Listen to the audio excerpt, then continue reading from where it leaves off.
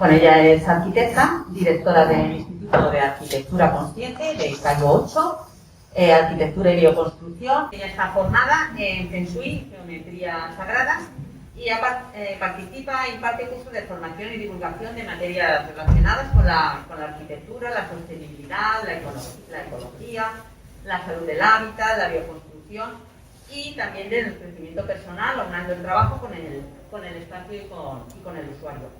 Además de, bueno, es colaboradora municipal en cualquier iniciativa que apoye el bien común, la sostenibilidad y el respeto al medio ambiente. Bueno, es una presentación muy sencilla, pero un poco presentaros cómo podemos ahorrar en una vivienda, de forma sencilla. Por un lado, pues poner encima de la mesa que, según qué autores, pero básicamente se coincide que el 40% de las emisiones de CO2 por el sector de la construcción, sin incluir el transporte, supone eso, el ámbito de la construcción. Y el 30% del consumo de energía se lo lleva el sector residencial, o sea que nosotros con nuestras viviendas estamos favoreciendo en un porcentaje muy elevado las emisiones de CO2 y el consumo de energía. Un horror. No sé si se ve bien. ¿Lo veis? No se ve. Bueno, de alguna manera es un comparativo de una tabla del IDAE de cómo ha ido evolucionando el consumo en el proceso, en el área de la construcción, y cómo ha ido evolucionando los distintos los distintos productos petrolíferos, de gas, de residuos o de energías renovables a lo largo de los años. Entonces, simplemente desde el 2010, que sería, desde el 2010, que sería esta línea, no se ve bien, no sé por qué, pero bueno, hasta el 2019, ya vemos que, por ejemplo, el consumo de productos petrolíferos pasa de 100, esto es en kilos de toneladas de equivalentes de petróleo, pasa de 100 a 560, o sea, más de 5 veces más. Hemos pasado en 10 años en consumo. En gases, de 150 a 493, a 500, pues 3 veces más de 3 veces más, en 10 años. Bueno, en energías renovables hemos pasado de 13 a 40, que es verdad que hemos más de triplicado, pero claro, la proporción entre 40 y 600 es bastante importante, ¿no? Y nos damos cuenta también que, el motivo fundamental de la guerra de Ucrania es la lucha por las energías. O sea, tenemos una responsabilidad altísima en lo que está pasando con nuestro consumo y cómo realizamos nuestras gestiones con respecto a las energías que usamos. Bueno, aquí veis también otro diagrama del porcentaje a lo largo de los años de 1920 hasta lo que se prevé en 2035 con la marcha que vamos, en el consumo de petróleo, de carbón, de gas. Hay un aumento de renovables, pero no es significativo frente a la franja de petróleo, carbono, de gas, hidráulica y nuclear, que se mantiene más o menos. Y aquí lo tenéis en porcentajes y en quesitos, que aquí lo podéis entender muy bien. En azul, la renovable, eléctricas en amarillo, gris el petróleo y gas el marroncito. ¿Veis el porcentaje de consumo? ¿Esto es en España? Sí. Decía que había más renovables.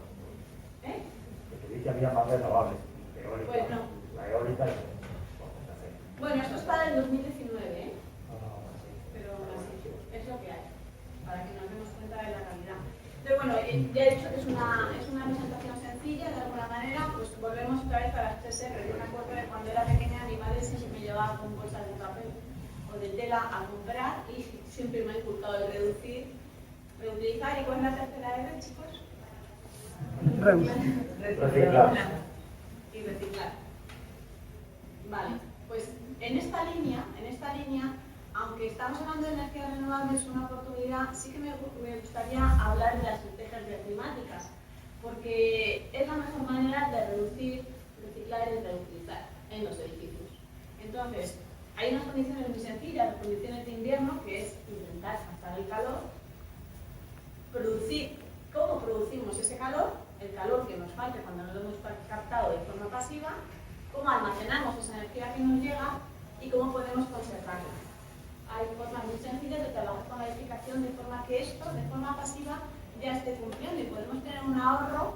Bueno, ahora con el consumo casi cero, podemos tener un ahorro en invierno del 90-95% y en verano del 100%. Y una producción convencional, pero bien aislada, del 60-40. Es decir, que simplemente con el concepto de poder hacer las formas en nuestra casa, o si nos planteamos hacer una vivienda nueva, hacerlo con unos criterios de estrategias climáticas favorables, ya estamos teniendo un ahorro muy importante, que es algo que yo creo que sería interesante para y por supuesto, la distribución interior. Y con respecto a las condiciones de verano, ya les he dicho antes, el refrescamiento tendríamos con una buena ventilación cruzada, aunque hay encima de la mesa una discusión con respecto al uso de las passive house y las...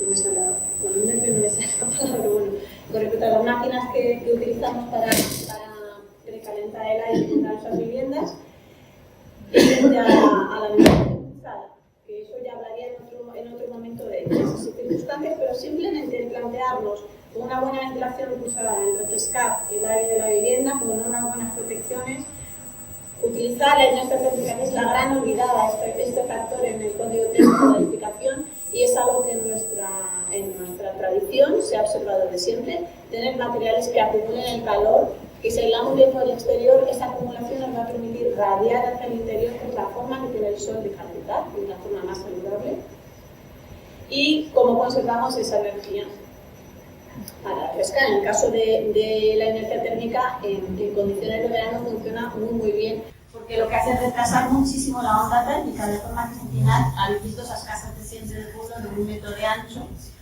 que en verano están siempre frescas, como los tifos. En fin, y la distribución del diseño. No quería pasar por alto esta posibilidad porque me parece muy interesante de cara al ahorro energético. Y bueno, aquí veis también un cuadro de la fuente, es la Confederación Nacional de la Construcción, y se ve un poco, aunque está orientado hacia la accesibilidad de la vivienda, sí que veis un poco el número de edificios residenciales que existen, 600.000, el número de viviendas, 2 millones, edificios residenciales de 2-3 alturas, número de viviendas, de edificios de vivienda colectiva, casi 3 millones, y donde el uso principal es la vivienda son 3 millones, 2 millones y medio, perdonad. Secundarias, 100.000 y vacías 200.000. De estas, quería también hacer un énfasis con respecto a la rehabilitación, porque de todo este parque inmobiliario, las viviendas de antes del 2007, que es cuando se aprobó el Código Técnico de la Edificación, que es el que ahora, la normativa que ahora contemplamos, el 95,82% son viviendas de antes del 2007 y solamente el 4,18% son después del 2007. Es decir, que hay un gran parque edificatorio a mejorar de cara a la eficiencia energética en nuestra comunidad. Bueno, aquí lo digo con palabras, lo que he dicho antes, ¿no? El 3,86% de las viviendas cumple las exigencias actuales del documento básico de ahorro energético del Código Técnico de la Edificación, y este porcentaje representa 113.000 inmuebles repartidos en 23.400 edificios. Todos ellos se han levantado a partir del 2007. Pero el grueso de las viviendas de la región madrileña, 1,78 millones, que representan el 60,52% del total del parque residencial, no de edificios, sino de residencial, son anteriores a 1980. El 35,61% restante de las viviendas se construyeron entre el 80 y el 2007, lo que significa que el 96,14%, es la cifra que teníamos antes, del parque residencial de Madrid podría mejorar considerablemente su eficiencia energética. Y muchos de nosotros habitamos en estos edificios y podemos mejorarlos. Y ya es un ahorro para nuestros bolsillos, no digamos para el medio ambiente. Y entonces ahora, bueno, vamos a la clave de la jornada. De alguna manera tenemos este edificio, un edificio convencional, un edificio colectivo, ¿y cómo podemos mejorarlo? De cara a la rehabilitación de edificios, que para mí es una prioridad, puesto que hemos visto que el 98% de nuestro parque inmobiliario en residencial es anterior al 2007. Pues estrategias pasivas, lo primero, ya lo he dicho. Herramientas bioclimáticas que, sin incluir las viviendas de consumo casi nulo y las viviendas de Fast House que ahora están muy de moda, pues las que vamos a encontrar antes del 2007, pues podemos mejorar teniendo un ahorro del 60% en invierno y del 90 o 100%, depende de cómo esté la isla de esa vivienda, en verano. Y lo más importante es la mejora laboralmente, igual que nosotros cuando salimos a la calle, ponemos un buen abrigo, pues un edificio igual. Mejorar la envolvente es fundamental para el ahorro energético. Mejorando el enterramiento, mejorando el aislamiento, mejorando la inercia térmica, que he dicho esto es un concepto muy olvidado, pero que en las edificaciones antiguas existen y se puede aprovechar. Mejora, por supuesto, de las carpinterías y estrategias activas. Estas serían estrategias pasivas y las estrategias activas ya empezaríamos con fuentes de energía renovable.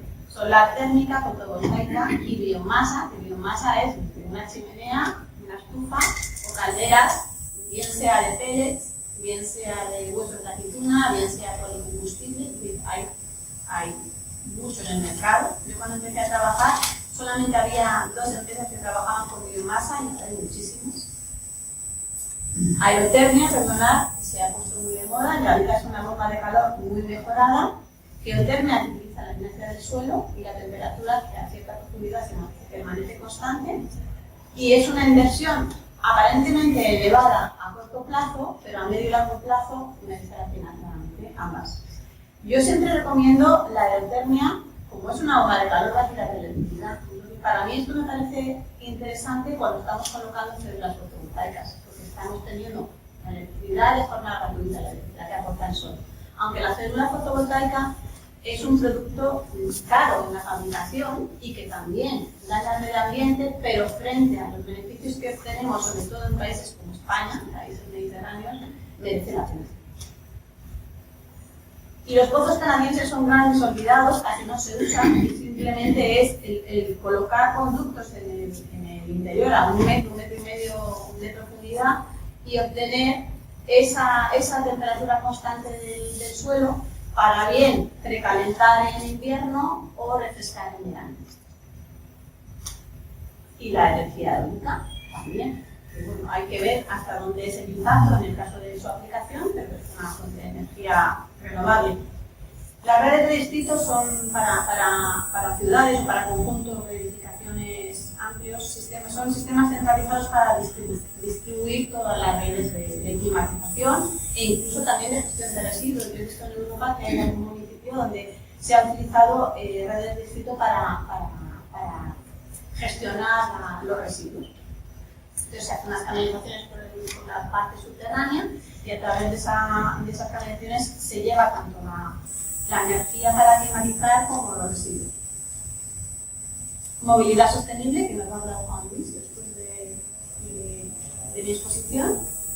Y al fin y al cabo, lo que conseguimos con esto son espacios urbanos de calidad. Y insisto, piensa global y consumo local es una premisa básica de la que está hablando la arquitectura bioclimática y la rehabilitación de los edificios. ¿Y qué pasa con las energías renovables? Pues cogiendo el mismo esquema que tenía antes, pues solar térmica, ¿se me oye, no? Sí. Solar térmica, como veis, pues tenemos ahí unas placas de solar térmica que lo que hace es utilizar el calor que da el sol para calentar un fluido, que es el agua, y de ahí ya pasa a toda la distribución hidráulica de la edificación. O solar fotovoltaica, que lo que hace es convertir el calor, que lo explicará mejor también José Luis, o Juan Luis también, convertir el calor en electricidad. Esto para cualquier ingeniero. Mi madre era profesora de matemáticas y física y siempre se negaba a utilizar. Es que lo peor que puede hacer el ser humano es utilizar el calor para reconvertirlo en electricidad. Pero si tenemos el sol gratis, ¿por qué no?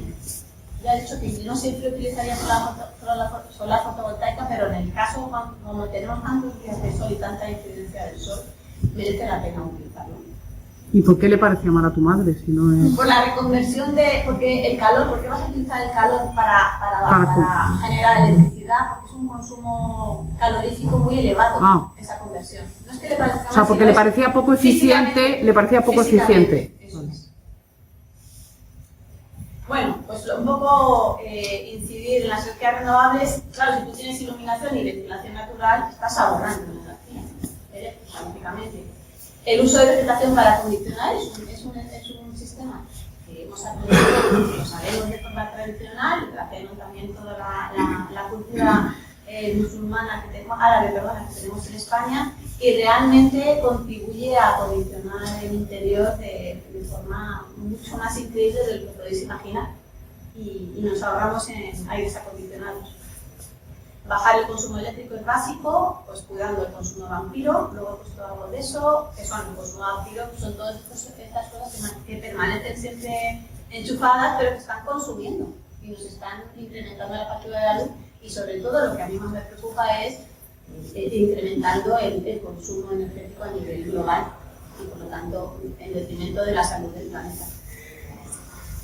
Hay mecanismos que son desconectadores de corriente. Este BioSwitch yo lo uso hace mucho tiempo de la marca Orbi, que lo que hace es que por la noche se desconecta toda la corriente, solamente una pequeña tensión que no genera campo eléctrico, pero que sí que te permite, si vas a encender un interruptor por la noche, que funcione el sistema. Pero mientras tanto está como dormido.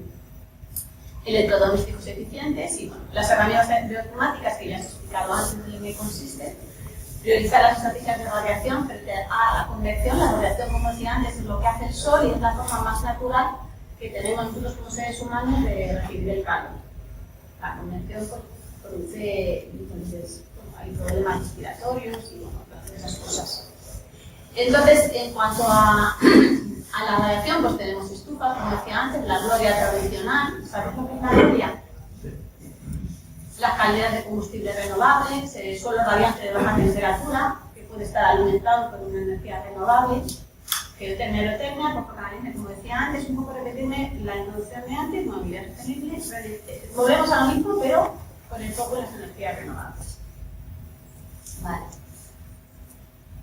Entonces, bueno, quería poner un ejemplo muy rápido, porque tengo ya poco tiempo. Me habían pedido que pusiera un ejemplo sobre una cosa concreta.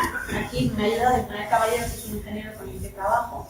Y bueno, de alguna manera, las necesidades de una vivienda unifamiliar aislada serían, para una vivienda de 100 metros cuadrados, necesita, pues las necesidades hídricas son como 14.000 decímetros cúbicos al día, o sea, 14 metros cúbicos al día, y eléctricas, 1,5 kilovatios al día, más el calor de 70.000 kilocalorías, en el peor mes que es el de enero. Y ahora voy a desarrollar de dónde salen estos datos a grosso modo.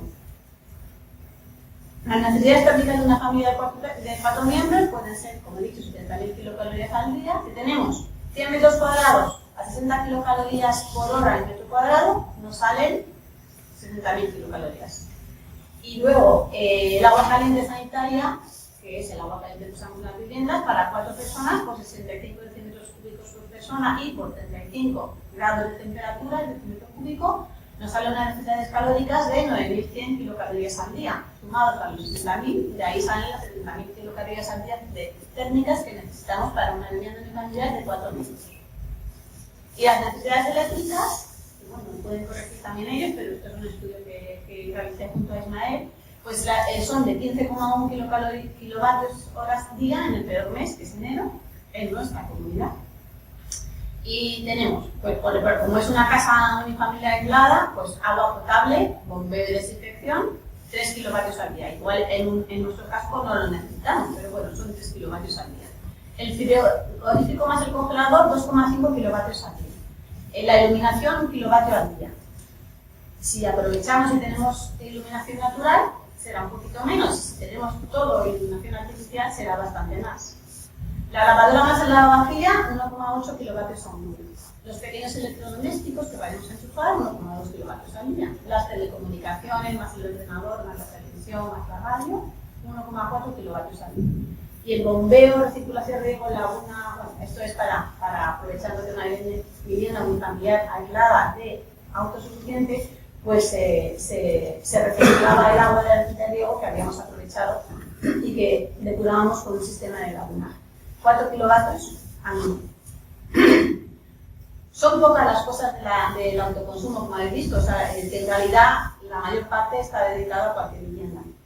Entonces, la cobertura con energía renovable que podríamos obtener, pues para las térmicas, la calefacción, habíamos dicho que necesitamos 60.000 kilocalorías al día, pues por ejemplo, si tenemos un invernadero de 24 metros cuadrados o una superficie instalada en nuestra vivienda que permita acumular el calor con un suelo que tenga mucha capacidad de acumular calor, pues podemos tener al final obtener 28.800 kilocalorías al día.